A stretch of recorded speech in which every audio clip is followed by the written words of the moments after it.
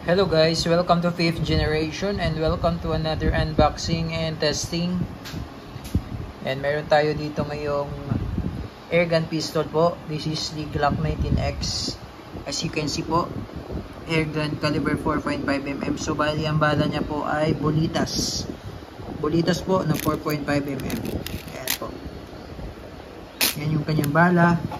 Ito naman po yung kanyang hangin. CO2 cartridge po, 12G, powered by CO2. Ayan, the Glock 19X. Crossover po ng dalawang model, Glock 17 and Glock 19. So, bali yung frame niya ay Glock 17, tapos yung sa slide niya ay Glock 19. So, yun po yung ibig sabihin ng X sa ganitong model. So, X means crossover po ng dalawang model. Crossover po ng Glock 17 at Glock 19. As you can see, yung slide niya maikse, tapos yung frame niya pang Glock 17. Ayan. This is Glock 19X Coyote. Airgun pistol po. Ayan.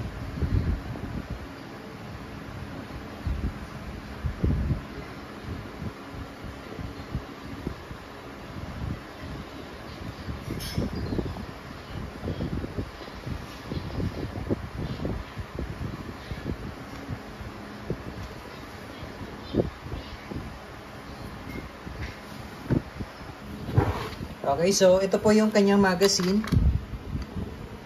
18 rounder po. CO2 mag. Lagyan po natin ng bolitas.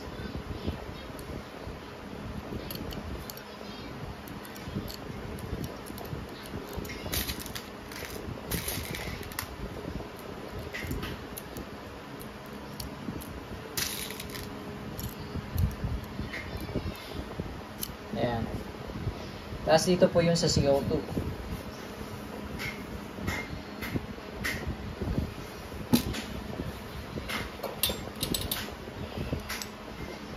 $12G po. Itong isang CO2 po, good for 50 shots, more or less, yung isang tangke po.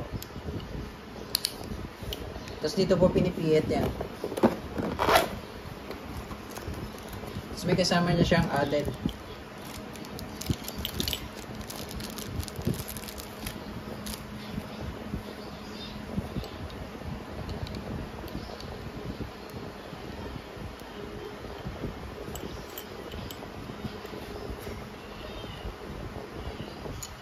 Ayan po. So, pagka hinigpitan na po natin, punctured na po yung CO2.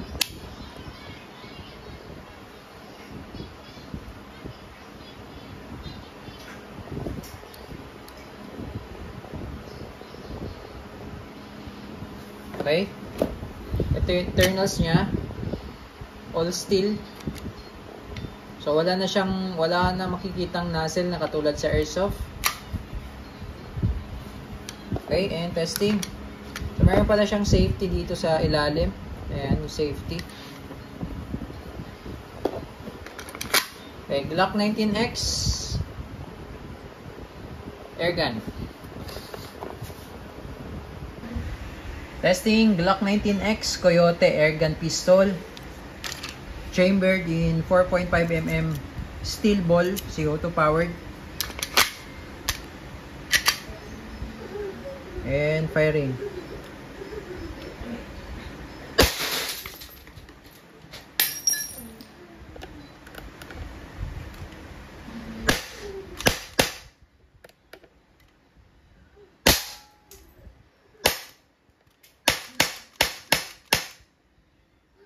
Okay, open slide. Ibig sabihin, wala nang bala. Release mag. Hammer down. Glock 19X.